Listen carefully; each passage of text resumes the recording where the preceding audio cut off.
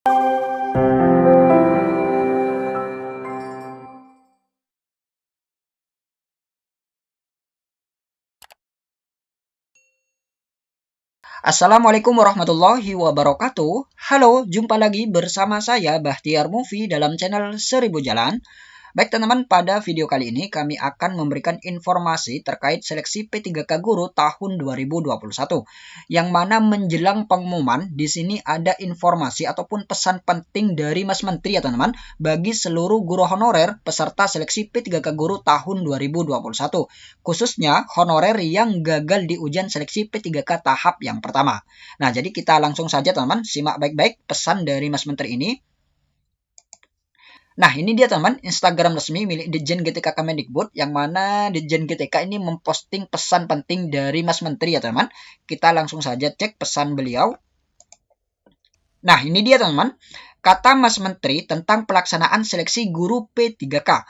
Kepada para guru honorer yang usianya di atas 35 tahun, pemerintah memberikan nilai afirmasi sebesar 15% sebagai bentuk penghargaan kepada mereka karena telah mengabdi sebagai guru selama bertahun-tahun.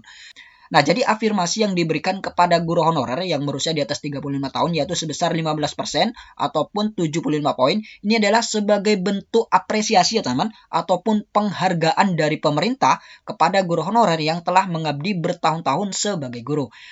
Dan afirmasi sebesar 15% ini juga merupakan penentu teman, penentu kelolosan di ujian seleksi P3K tahap yang pertama. Jadi apabila nanti afirmasi ini dijumlahkan dan memenuhi nilai ambang batas yang dibutuhkan, maka nantinya teman-teman akan dinyatakan lolos passing grade dan peluang besar untuk lolos menjadi ASN P3K di tahap yang pertama. Kemudian selanjutnya, dengan adanya program ini, pemerintah membantu Bapak Ibu guru honorer yang telah mengabdi di sekolahnya selama bertahun-tahun dan sudah melewati batas usia persyaratan ujian seleksi CPNS. Nah, jadi kata Mas Menteri, program seleksi P3K ini sebenarnya membantu ataupun menolong para Bapak Ibu guru honorer ya teman, yang usianya sudah melewati 35 tahun ke atas, yang sudah tidak bisa mengikuti ujian seleksi CPNS. Jadi seperti itu. Kemudian selanjutnya, bagi para peserta yang belum lulus, Mendikbudristek mengingatkan bahwa peserta diberikan kesempatan untuk mengikuti tes sebanyak 3 kali. Nah, jadi kata Mas Menteri, bagi guru honorer yang gagal di ujian seleksi P3K tahap pertama, teman-teman jangan khawatir, karena teman-teman masih memiliki 2 kesempatan lagi, yaitu di ujian seleksi P3K tahap kedua dan tahap yang ketiga. Jadi, buat teman-teman persiapkan saja nantinya untuk mengikuti ujian seleksi P3K tahap kedua dan tahap ketiga. Dan harapannya semoga nanti di ujian seleksi P3K tahap kedua maupun di tahap ketiga, ini ada kebijakan-kebijakan baru ya teman, agar nantinya semua guru honorer yang sudah lama mengabdi yaitu berpuluh-puluh tahun, agar nantinya bisa terangkat semua menjadi ASN P3K di tahap yang kedua maupun di tahap yang ketiga ini. Dan untuk pelaksanaan ujian seleksi P3K tahap kedua ini nantinya akan dilaksanakan sekitar bulan Oktober ya teman. Jadi kurang lebih tinggal 1 bulan lagi ya teman. Jadi buat teman persiapkan saja untuk mengikuti ujian seleksi P3K tahap yang kedua ini. Kemudian selanjutnya, kami Kemendikbudristek memiliki program guru belajar dan guru berbagi khusus seri belajar mandiri guru ASN P3K. Bapak Ibu bisa memanfaatkan program ini agar bisa mempersiapkan diri mengikuti seleksi kembali. Program ini bertujuan untuk memberikan fasilitasi kepada calon pendaftar ASN P3K yang terdiri dari materi, perangkat, latihan soal, community learning, serta tryout. Nah, jadi Kemendikbudristek ini juga memberikan program ya teman kepada para guru honorer yang akan mengikuti ujian seleksi P3K, yaitu program guru belajar dan berbagi khusus guru ASN P3K. Dan harapannya, kata Mas Menteri, bahwa Bapak Ibu nantinya bisa memanfaatkan program ini agar bisa mempersiapkan diri mengikuti seleksi di tahap yang kedua maupun di tahap yang ketiga. Dan dalam program guru belajar dan mandiri seri P3K ini nantinya teman-teman guru honorer akan diberikan materi, perangkat, latihan soal-soal, tryout, dan lain sebagainya. Jadi seperti itu. Kemudian selanjutnya di sini kami akan menjelaskan kembali ya teman alur tahapan seleksi P3K guru khususnya di ujian seleksi P3K tahap yang kedua.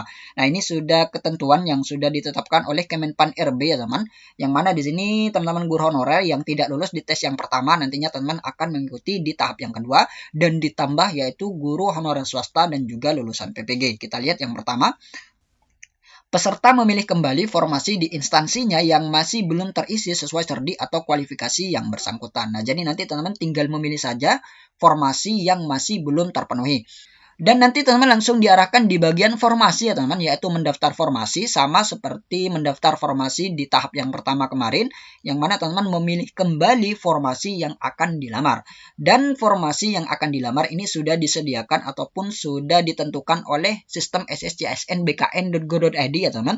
Jadi teman-teman tinggal memilih saja formasi ataupun instansi yang sudah disediakan oleh sistem tersebut. Kemudian selanjutnya yang kedua, peserta 1, 2, dan 3 tidak dapat melamar di instansi lain. Nah, jadi ini sama dengan ujian seleksi P3K tahap yang pertama ya teman.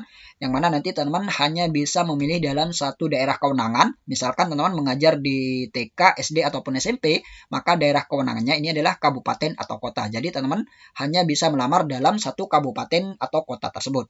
Ini khusus bagi guru honorer yang mengajar di tingkat TK, SD, ataupun di SMP. Dan bagi guru honorer yang mengajar di tingkat SMA, maka ini kewenangannya sudah provinsi ya teman-teman. Jadi teman-teman bisa melamar ke kabupaten lain tapi masih dalam satu provinsi yang sama. Jadi seperti itu. Kemudian yang selanjutnya, peserta 4 melamar di instansi sesuai dengan domisilinya. Nah, ini bagi lulusan PPG ya teman-teman yang tidak menjadi guru, yang mana teman-teman memilih sesuai dengan domisilinya. Kemudian selanjutnya diambil nilai tertinggi antara PG1 dan PG2. Nah, jadi ini bagi guru honorer yang di tahap pertama ini tidak lolos, tapi dia memenuhi passing grade ataupun memenuhi nilai ambang batas, maka nantinya passing grade ini akan dipertimbangkan kembali ataupun bisa digunakan kembali di tahap yang kedua. Kemudian selanjutnya di sini admin akan memperjelas lagi ya teman, karena banyak pelamar yang masih bertanya terkait ujian seleksi P3K tahap yang pertama ini, terutama dalam penentu kelolosan nantinya, yang mana untuk ujian seleksi P3K tahap pertama ini nantinya ada dua kelompok ya teman, yang sudah dijelaskan oleh Kemenpan RB. Kita lihat di sini, pelamar sebagaimana dimaksud pada angka 5 selanjutnya dibagi menjadi dua kelompok sebagai berikut.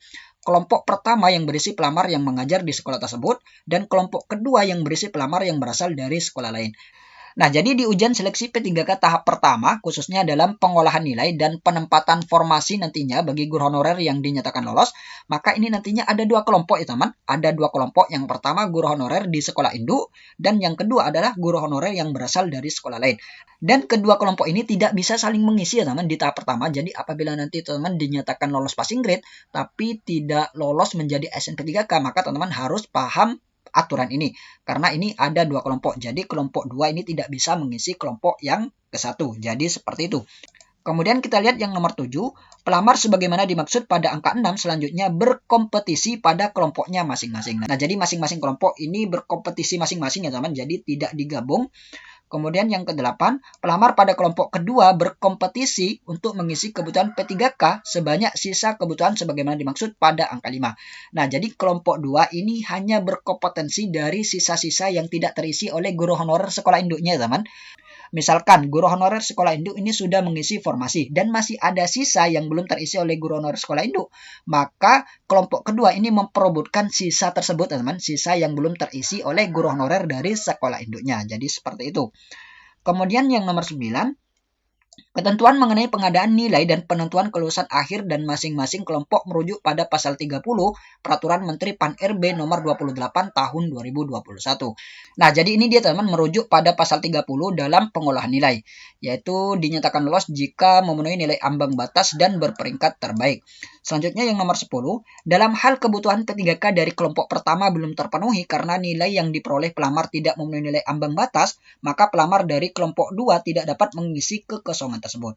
Nah, jadi buat teman-teman guru honorer yang di ujian seleksi P3K tahap pertama ini melamar formasi di sekolah lain dan dinyatakan tidak lolos menjadi ASN P3K walaupun lolos passing grade, maka teman-teman jangan kaget karena ini adalah aturan, yaitu aturan dari kelompok kedua tidak bisa mengisi kelompok yang pertama. Jadi walaupun kelompok pertama ini tidak ada yang lolos passing grade, tapi di kelompok kedua ini ada yang lolos passing grade tapi kalah rankingan, maka di kelompok kedua yang kalah rankingan walaupun lolos passing grade ini berdasarkan aturan tidak bisa mengisi di kelompok yang pertama. Jadi seperti itu ya teman. Kemudian kita lihat yang nomor 11, informasi mengenai sisa kebutuhan P3K sebagaimana dimaksud pada angka 5 disediakan oleh panitia penyelenggara seleksi Kemendikbudristek. Nah, jadi seperti itu ya teman, aturan penentuan kelolosan di ujian seleksi P3K tahap yang pertama. Baik teman-teman, itulah sedikit info dari kami. Semoga video ini bermanfaat. Wassalamualaikum warahmatullahi wabarakatuh.